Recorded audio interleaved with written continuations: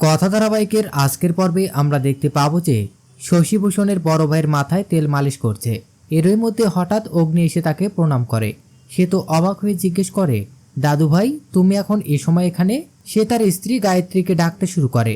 বড় ঠাম্মা এসে এবিকে দেখে খুব খুশি হয়।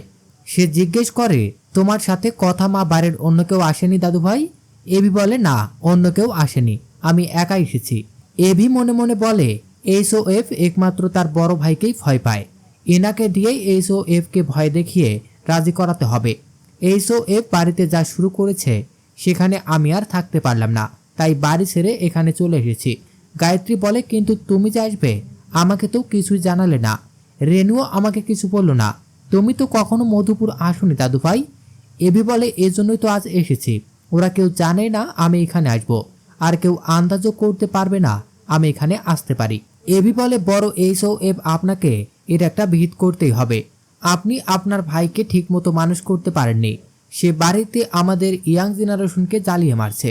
এখন আবার সে নিজে নিজে রান্না করে খাবে ঠিক করেছে, মনোব্রত নিয়েছে, কারোর সাথেই কথা বলছে না। এত ঝামেলা আমি আর নিতে পারছি না। তার ভয়ে বাড়ির মেয়ে বউরা সব সময় সিটিয়ে থাকে। আপনাকে কিছু একটা করতেই হবে। আপনি আমার সাথে কলকাতা যাবেন আর আপনার ভাইকে বকে ঝুঁকে একটা ব্যবস্থা করবেন। এদিকে গায়ত্রী এবির জন্য কি রান্না করবে এটা ভেবেই মাথা খারাপ করে ফেলে। সে বলে, দাদু ভাই আমি তোমার জন্য পোলাও আর মাংস করি, তুমি কি আমার হাতে রান্না পছন্দ করবে? এবি তাকে বলে, বড় ঠাম্মা তোমার আমাকে নিয়ে এত চিন্তা করতে হবে না, তোমরা শুধু এইচওএফ এর একটা ব্যবস্থা করো। এদিকে বাড়িতে সবাই চিন্তায় পড়ে যায় এবির কোনো খোঁজ না পেয়ে। প্রত্যয় সব জায়গায় খোঁজ নেয় কিন্তু কোথাও এবির কোনো খোঁজ পায় না। অন্যদিকে কথাকে অর্ণা আর প্রিয়া কথা শোনায় এবির সাথে ঝামেলা করার জন্য। ফণীভূষণকে অগ্নি নিষেধ করে দেয় সে যেন বাড়ির কাউকেই কিছু না জানায়, এমনকি কথাকেও না। কিন্তু সে অগ্নিকে আড়াল করে কথাকে ফোন করে। কথা ফোন হাতে নিয়ে রিসিভ করার আগেই অগ্নি চলে আসে আর দাদুর হাত থেকে ফোনটা নিয়ে অফ করে দেয়।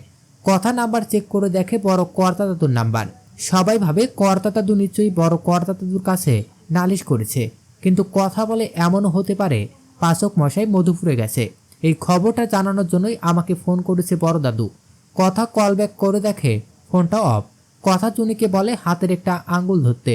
জুনি আঙ্গুল ধরলে কথা বুঝতে পেরে যায় এবি মধুপুর গেছে। কথা সবাইকে বলে, আমরা আজই মধুপুর যাব, সকলে রেডি হয়ে নাও। এদিকে শশীভূষণ কি রান্না করছে এটা রেনু আড়াল থেকে দেখে। শশীভূষণ বলে, আমিও দেখিয়ে দিব আমি নিজের কাজ নিজেই করতে পারি, কাউকেই লাগবে না আমার।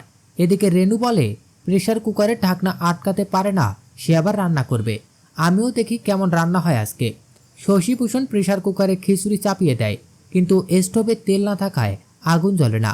শশীভূষণ অনেকক্ষণ পর ভাত খেতে আসলে দেখে এখনো চাল গরম হয়নি।